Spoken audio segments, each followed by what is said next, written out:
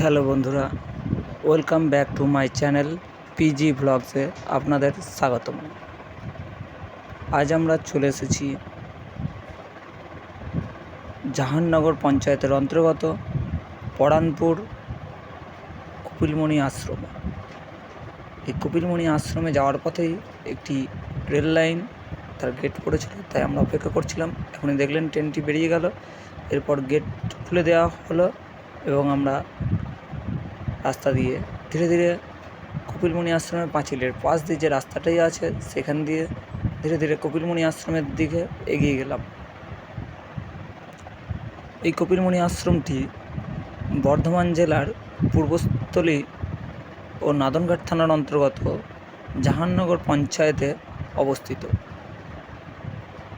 এই কপিলমণি আশ্রমটি গঙ্গাসাগরের কপিলমণি আশ্রমের আনুকূল্যে গঠিত এবং এখানে বহু কপিলমণির শিষ্য সামন্ত এখানে এসে থাকেন। প্রায় 20 থেকে 25 বিঘের অধিক জমি নিয়ে এই আশ্রমটি গঠিত। আশ্রমে বিভিন্ন ধরনের ফলের গাছ, সবজি, ধানের জমি, পুকুর, মাঠ, গরু, বহু কিছুই আছে।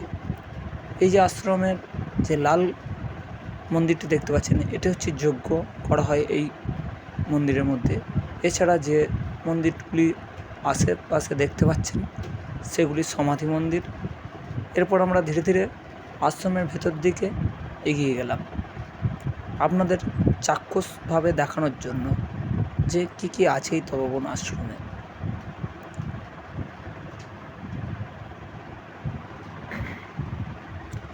আমরা ধীরে ধীরে মন্দিরের গেটে প্রবেশ করলাম।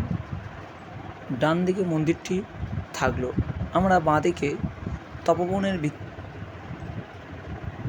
কপিলমণি আশ্রমের সেই বিখ্যাত মাছ দেখার জন্য পুকুরের দিকে এগিয়ে গেলাম এবং পুকুরের দিকে যেতে যেতে চারিদিকের যে সবুজ বন এবং সুন্দর সুন্দর বাহারি গাছ তা আমরা প্রত্যক্ষ করলাম।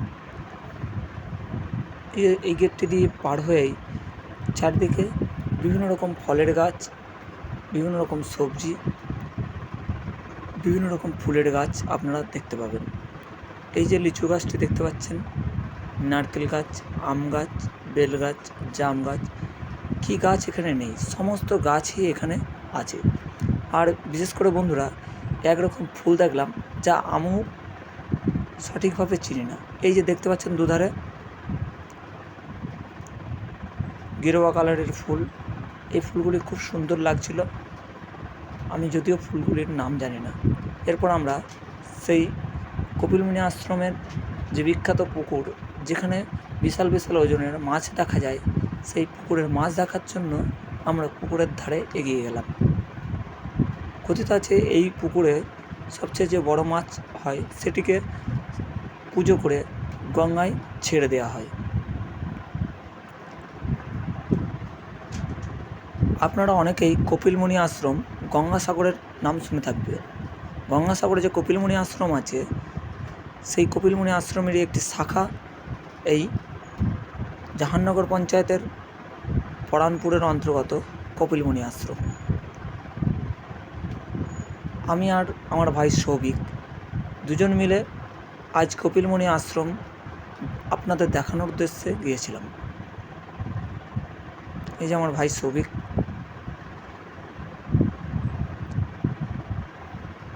দুই ধারে যে ফুলের গাছগুলি দেখছেন কি অপূর্ব লাগছে, গেরুয়া কালারের ফুল।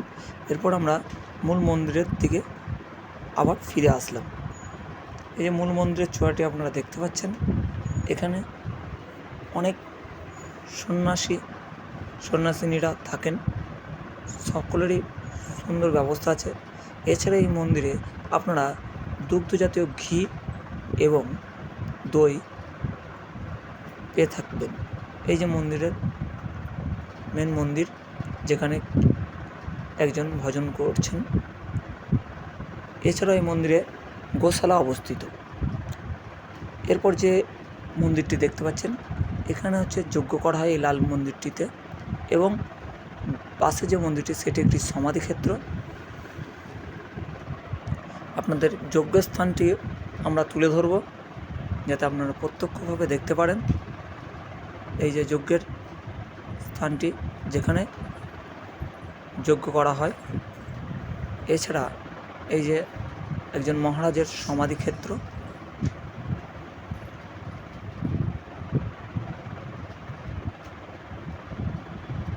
চারিদিকে প্রচুর গাছপালা, নিরিবিলি পরিবেশ। প্রায় 20 থেকে 25 বিঘের ওপরে জমি নিয়ে এই কপিলমুনি আশ্রমটি গঠিত। এছাড়া কপিলমুনির নিজস্ব গোশালা আছে। এই যে গোশালার গরুগুলি আপনারা দেখতে পাচ্ছেন, মাঠে নিয়ে গিয়েছিল, এখন আবার গোশালায় নিয়ে আসছে। কি অপূর্ব সুন্দর লাগছে দেখতে। এই যে বাছুরটি দেখতে পাচ্ছেন গরুর, কি সুন্দর। এরা নিজেরাই দেখভাল করে, নিজেদের খাদ্য নিজেরাই উৎপাদন করে।